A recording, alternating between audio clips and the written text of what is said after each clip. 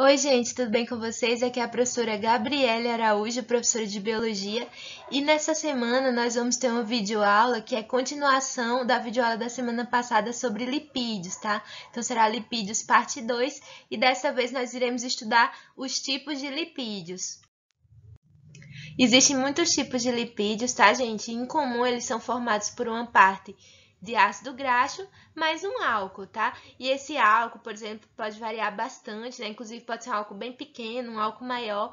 E dependendo do álcool e do ácido graxo, a gente vai ter esses 5 tipos de lipídios, que são os glicerídeos, os cerídeos, os fosfolipídios, os esteroides e os carotenoides. Então, vamos começar pelos glicerídeos, né, que são os mais conhecidos, né, e também costumam ser os mais cobrados em provas tipo Enem. E eles são chamados glicerídeos porque a parte de álcool é esse aqui, o glicerol. É um álcool formado por 1, 2, 3 átomos de carbono, tá? E ligado a esse glicerol, né, a gente pode ter de 1 a 3 moléculas de ácidos graxos. Os ácidos graxos são isso aqui que vocês estão vendo, né? Vai ser uma cadeia com muitos carbonos, pode ser desde 4 até 22, tá?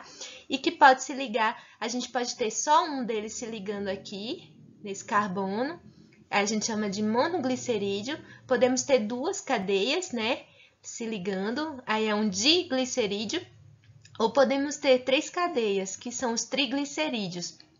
Os triglicerídeos são os mais conhecidos, né, e são as moléculas que a gente vai encontrar nos óleos e gorduras. Mas qual então a diferença entre óleo e gordura, gente? Só de olhar aqui a gente vê uma diferença bem básica que vale para tudo que é óleo e gordura, que é o fato do óleo ser líquido em temperatura ambiente, enquanto que a gordura vai ser sólida, ou pelo menos vai ser meio pastosa, tá? Isso é uma diferença bem visível. Mas existem outras diferenças importantes, né? E é importante saber isso, já caiu no Enem.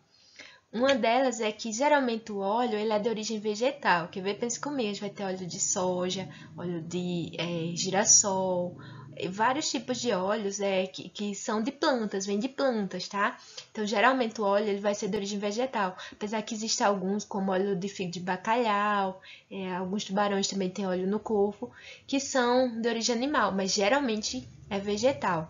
Enquanto que a gordura é de origem animal, tá? Bacon, né? Banha de porco, enfim, gordura vai ser de origem animal. E existe outra diferença que eu vou explicar melhor no próximo slide, que é o fato de que o óleo ele é mais insaturado, tá? Insaturado, isso tem a ver com o fato dele ser líquido, enquanto que a gordura ela é mais saturada. Saturada geralmente faz mais mal para a saúde, tá? E tem a ver com o fato dela ser sólida. Ó, gente, eu vou tentar pincelar um pouco aqui a diferença de saturado e insaturado. Espero que vocês compreendam, mas depende um pouco de conhecimentos da química. Mas eu vou tentar explicar de uma forma bem simples, tá? O saturado, que é o que geralmente faz mais mal à saúde, é assim. Isso aqui é o ácido graxo. Em química, a gente chama de saturado, né, as substâncias orgânicas, quando todos os carbonos, ó, vocês estão vendo aqui, eles estão ligados ao máximo de hidrogênio que dá para ligar, tá certo? Então, tá retinha. Aqui é o ácido graxo, ele fica retinho. Por quê? Porque todos os carbonos estão ligados ao máximo de hidrogênio que dá para ligar. Então, quando tá assim, a gente diz que tá saturado. Por quê? Porque tá saturado de hidrogênio. E insaturado, que é o caso da gordura insaturada, que vocês já viram nos rótulos dos alimentos, ela é mais saudável do que essa aqui, é quando ocorre o seguinte, às vezes entre um carbono e outro, pode ser só entre um, ou pode ser entre mais de um, forma o que a gente chama em química de ligação dupla. Então, quando tem essa ligação dupla, aqui, ó, vocês estão vendo que esses carbonos teriam um hidrogênio ligado. Então, se não tem esses hidrogênio, esse carbono, essa ligação que era para ser com hidrogênio, se forma entre esse carbono e esse. Isso é uma ligação dupla, tá? Então, tem menos hidrogênio do que poderia ter. Então, a gente diz que está insaturado, porque poderia ter mais hidrogênio. Aí, o que quer dizer isso, professora? Essa coisa bem complicada. Na prática, o saturado, eles estão mais perto um dos outros, ó. Você tá vendo que tá mais apertadinho. Por quê? Porque é reto. Tá vendo aqui que é meio retinho o ácido graxo? Então, fica meio que reto aqui. Apesar que tem isso assim, mas um fica reto em relação ao outro. E a formação dessa dupla ligação que torna ele insaturado faz com que o ácido graxo fique tortinho, tá vendo? Esse aqui tem uma insaturação, então tá torto, esse aqui e esse. Aí o que acontece? Eles ficam um pouco mais afastados, eles ocupam mais espaço quando é uma gordura insaturada, tá? E por isso que a gordura saturada, ela vai ser sólida, porque elas estão mais apertadinho um no outro. Então, mais apertadinho significa que tá sólido em temperatura ambiente. Se a gente esquentar a gordura, né, a gordura lá do bacon que esquenta, ela vira líquida. Vocês já viram que a parte de gordura vira líquida. Mas por quê? Porque a temperatura faz com que isso aqui vai se afastando um dos outros, tá? Aí vira líquida, mas em temperatura ambiente ela volta. Tipo, você assou o bacon hoje. No outro dia, vocês veem que a gordura do bacon já ficou pastosa de novo, tá? Por quê? Porque ela ficou fria de novo, né? O problema é quando a gente come isso. No nosso corpo, a gordura em estado sólido pode entupir as artérias. Por isso que a gordura saturada, ela é mais perigosa. Aqui no óleo, então, por estarem mais afastados, em temperatura ambiente, o óleo sempre vai estar líquido, tá certo? Então, sempre vai estar líquido, tipo aqui 25, 30 graus o óleo tá líquido, mas a gordura não vai estar. Se tiver mais quente, ela tende a ficar mais derretida, tá? Tipo aquela manteiga, né? Não fica mais derretida ou mais dura, mas ela vai estar em estado sólido, tá? A não ser que esteja bem quente, tá bom? Acho que vocês devem ter entendido. Vamos agora então para os cerídeos. Eles têm esse nome porque são as ceras, tá? Cerídeo, ó, lembra cera. E eles são formados por uma cadeia de ácido graxo com um álcool de cadeia longa. Ó. Esse álcool de cadeia longa é o que vai diferenciar mais o cerídeo dos outros, né? Dos outros lipídios, principalmente dos glicerídeos que a gente viu antes. Aqui a gente tem um exemplo de cerídeo, que é a cera que tem nos favos de mel, aqui nesses favos de mel, tá? O principal tipo de cera que tem lá é esse. E a gente vê aqui duas partes, tá? Que são bem grandes. Esse lado aqui é o lado do álcool. E ele vai ter, ó, um carbono, né? Aqui, CH228 significa que tem isso aqui com carbono com hidrogênio para cima e para baixo, né? Um carbono com hidrogênio para cima e para baixo, repetido 28 vezes. Então, 1 mais 28, 29. E mais esse aqui tem 30 átomos de carbono. Só o álcool tem. Só do lado do álcool tem 30 átomos de carbono, enquanto no glicerol tinha só 3, né? Que é o que forma os glicerídeos. E aqui é a parte do ácido graxo, que é um pouco menor, mas que é parecida com o que ocorre nos glicerídeos, né? Vai ter 1 mais 14, né? CH2 seria um carbono com hidrogênio para um lado e outro, né? Então, 1 mais 14, 15, e mais esse aqui, 16 átomos de carbono. Então, a cadeia de álcool é tão grande que chega a ser até maior do que o ácido graxo. E tem muitos átomos de carbono, muitos, tanto aqui quanto aqui, junto com o hidrogênio. E tem pouco oxigênio, só tem 2 átomos de oxigênio. Por isso que os cerídeos, eles são os lipídios mais hidrofóbicos, ou seja, que tem mais aversão pela água, tá? Por quê? Porque quanto mais carbono e hidrogênio tiver em relação ao oxigênio, mais hidrofóbico é aquela substância. Então, os cerídeos são bem hidrofóbicos. Isso é bem importante para a principal função dos cerídeos que eu falei na aula passada, que é a função de ser impermeabilizante. Então, os cerídeos são as ceras naturais, tá, gente? Sejam de origem animal, né, ou de origem vegetal. Cuidado que existem ceras sintéticas, não são naturais, como é o caso da parafina que tem na vela, tá? Aquela cerinha não é natural. Mas as que a gente chama de cerídeos, né, para biologia, são essas de origem animal, como a cera de ouvido e a cera que tem nos favos de mel das abelhas. E entre as ceras de origem vegetal, a gente vai ter a que tem em cima das folhas, né? As que tem nos frutos, tá? Essas aqui de origem animal, principalmente a questão da cera de ouvido, é bem importante para evitar que entre água no nosso ouvido e chegue aqui no tímpano, né? Isso pode fazer com que a gente tenha uma infecção de ouvido, caso aconteça, tá? Aqui, por exemplo, serve para proteger o mel, né? Proteger a colmeia, evitar a proliferação também de micro-organismos, né? Já que não entra água. E aqui no caso das ceras de origem vegetal, já falei um pouco na aula passada, né? A gente vai ter na parte de cima das folhas. Você vê que aqui a parte de cima é bem brilhosa e a de baixo não é. Por quê? Porque a de cima é a única que geralmente tem cera, tá? que é chamada de cutícula. Aí, quanto mais grossa for, menos a folha se resseca no calor, no sol, porque a folha, a cera em cima da folha não deixa que a água que está dentro da folha saia para fora, já que ela é hidrofóbica, então a água não sai, tá? Nesse caso aqui a água não entra, nesse caso aqui a água não sai, e aí a folha não fica ressecada. Isso também é bom nos frutos, né? Alguns frutos como a maçã, se a gente ilustrar ela bem, né? Ela vai ficar muito brilhosinha, porque ela tem essa camadinha de cera por fora. Certamente vocês já prestaram atenção nisso. E na aula passada eu falei que algumas frutas, eles usam cera para justamente melhorar o tempo até que ela venha se estragar, evitando que perca água, né? E que os micro-organismos ataquem. Ela ajuda bastante. Bem, gente, vamos agora para o terceiro tipo, que são os carotenoides. Vocês talvez já tenham ouvido falar essa palavrinha. E são pigmentos lipídicos, ou seja, são substâncias químicas que dão cor, tá? A gente chama de pigmentos, são lipídicos, né? É um dos tipos de lipídios. E eles são encontrados na natureza nas cores vermelha, amarela ou alaranjada. Então, basicamente, tudo que existe na natureza, né, como as frutas, enfim, que tiver entre tons de amarelo, né, laranja, chegando até no vermelho, o que vai dar a cor vai ser carotenoides, tá? Tanto nas coisas de origem vegetal, aqui a gente vai pensar principalmente nas frutas, tá? Também nas flores, e até nas folhas mesmo tem uma certa quantidade desses carotenoides. E também os animais, né? Os animais que tiverem cores nesses tons, porque são pigmentos carotenoides que tem neles, tá certo? Existem mais de 900 tipos de carotenoides, tá? Que vão dar esses tons variados, né? Entre amarelo, alaranjado e vermelho. E eles têm importantes funções, os carotenoides, né? Que eu não comentei na aula passada, mas que é importante destacar aqui, que como, por exemplo, eles funcionam como antioxidantes, ou seja, ajudam a prevenir o envelhecimento, também podem ajudar a imunidade, tá? E ainda tem o beta-caroteno, que é o tipo de carotenoide mais conhecido de todos, né? Acho que, se eu não me engano, foi o primeiro conhecido, que ele é muito importante porque ele é o precursor da vitamina A, tá?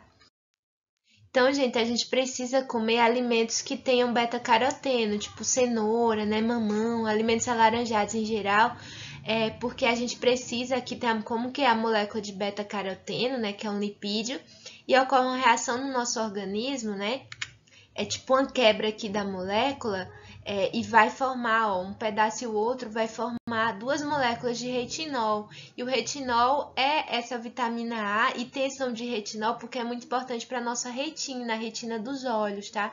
Então, a vitamina A, que vem do beta-caroteno, é bem importante para a nossa saúde, a saúde da nossa visão.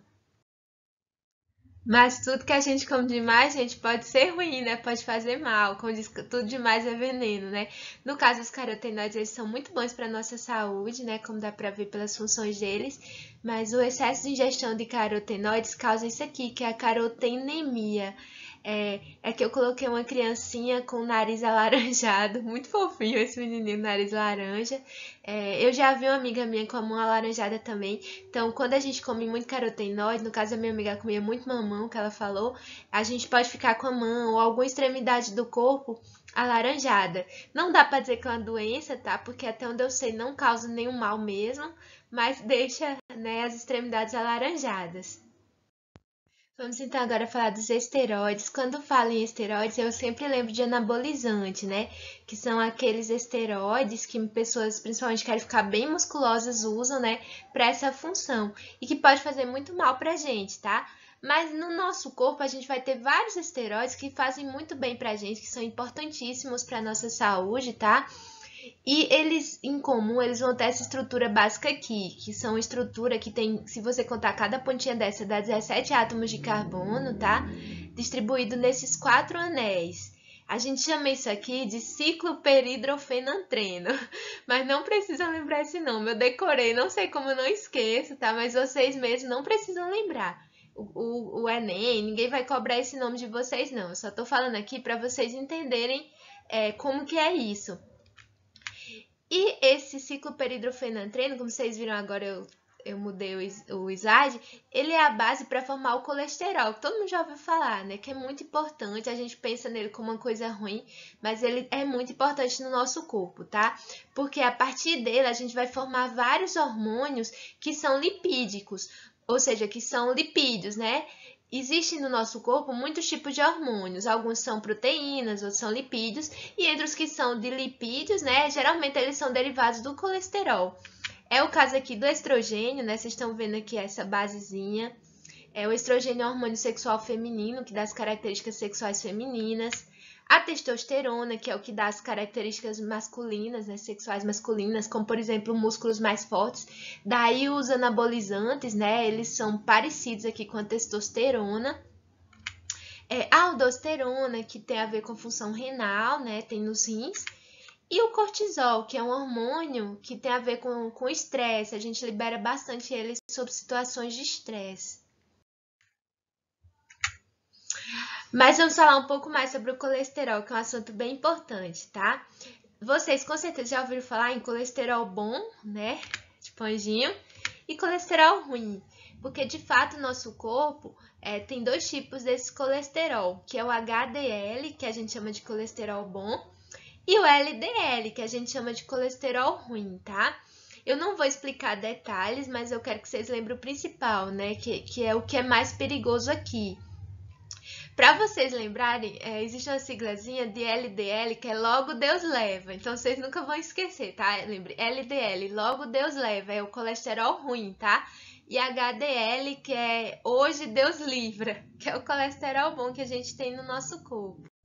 Mas qual que é o problema, gente? O problema é que a gente tem representado uma artéria do nosso corpo, tá? É onde o sangue corre. O problema é que o LDL, né, que é logo Deus leva, ou seja, o colesterol que é ruim, que é perigoso, ele tende a formar placas, assim como os triglicerídeos que vão entupindo as nossas artérias. E conforme elas podem entupir, pode dar infarto, pode dar um derrame, né? Pode dar vários problemas. Então, o LDL tende a causar esse problema, enquanto que o HDL, ele é tão bonzinho assim, porque ele costuma, além dele não entupir, ele ainda ajuda a tirar esse LDL que está entupindo as nossas artérias, tá? Então, por isso que é importante que a nossa alimentação, a gente ingira gorduras mais saudáveis, que vão propiciar o nosso corpo a produzir esse HDL, e não o LDL. Bom, gente, chegamos ao nosso último tipo, os fosfolipídios, que recebem esse nome porque são lipídios que têm fósforo, né? E eles são bem importantes, eu já falei semana passada, porque eles são lipídios que formam as membranas celulares. Aqui a gente tem um esquema mostrando a célula, e a gente tem membrana tanto por fora, que é a membrana plasmática, quanto em volta do núcleo e também nas organelas. Em todas elas, a principal estrutura, o principal tipo de molécula que vai formar essas membranas são esses aqui que vocês estão vendo, essa bolinha azul, né? Com caudinhas. E isso são os fosfolipídios, né? São os principais constituintes das membranas, não só da plasmática, mas de qualquer tipo de membrana celular. E ele é assim, tá? Aqui mostra como que é a questão da organização dos átomos, tá? Mas basicamente vai ser formado por essa parte aqui, que é um glicerol, assim como a gente tem nos glicerídeos. A gente vai ter ligado ao glicerol duas cadeias de ácidos graxos, né? Como se fossem duas perninhas, tá? Uma que não tem dupla ligação, que é retinha, é saturada, e uma que tem uma dupla ligação, faz como que uma perninha torta, tá? Então, essa aqui é insaturada. Então, ele é como se fosse um diglicerídeo, até essa parte aqui, tá? Então, é um glicerol com dois ácidos graxos, só que diferente dos diglicerídeos, ligado ao glicerol, que é o álcool, tá? Que é essa partezinha aqui, a gente vai ter um fosfato, ó, que é um fósforo, esse fósforo tá em verde, ligado a 3 oxigênios, ó, que tá aqui representado pela cor vermelho. E também ligado a esse fosfato, a gente tem isso aqui, que é a colina. Tá em inglês, mas dá para entender. Aí, tanto o fosfato quanto a colina, eles têm carga. Então, eles são polares, assim como a água, que eu já expliquei anteriormente para vocês. E essa partezinha aqui, que é o lipídio propriamente dito, ela é apolar, ela é hidrofóbica, tem aversão pela água. Aí por isso que a gente consegue formar a membrana plasmática. Isso é muito importante. Cai muito em Enem, por isso que eu estou tentando explicar aqui para vocês. Porque graças a essa propriedade dos fosfolipídios de ter essa parte aqui que é polar, que tem carga, e essa partezinha aqui que não é polar, que não tem carga, a gente consegue formar as membranas, tá? Por quê? Porque essa partezinha de fora, essas cabecinhas que está representada pela cor azul, ela vai ficar em contato com a água que está fora da célula, enquanto que essa aqui, que está embaixo, também vai ficar em contato com a água, que no caso vai ser a água que está no citoplasma. E essa partezinha que são as caudas, elas não ficam em contato com a água, elas tipo fogem da água. Então, como elas ficam em contato, isso aqui com outra caudinha que estaria embaixo de outro, como se fosse de cabeça para baixo, então eles não invertem a posição, vão estar sempre assim e vão formar essa membrana. Aí por isso que a gente chama a membrana de bicamada fosfolipídica, porque ela é formada por duas camadas, né, como se fosse os fosfolipídios de cabeça para cima, aqui as perninhas, e a outra como se fosse o fosfolipídio de cabeça para baixo. Tá certo? Eu vou explicar isso bem melhor quando for no próximo bimestre que a gente for estudar a membrana plasmática. E eu reforcei aqui porque esse assunto é bem importante e costuma cair no Enem. Se vocês não entenderam bem agora, mas quando eu for explicar a membrana plasmática, vocês vão conseguir entender melhor, tá bom? Muito obrigada a todos que assistiram a videoaula até aqui.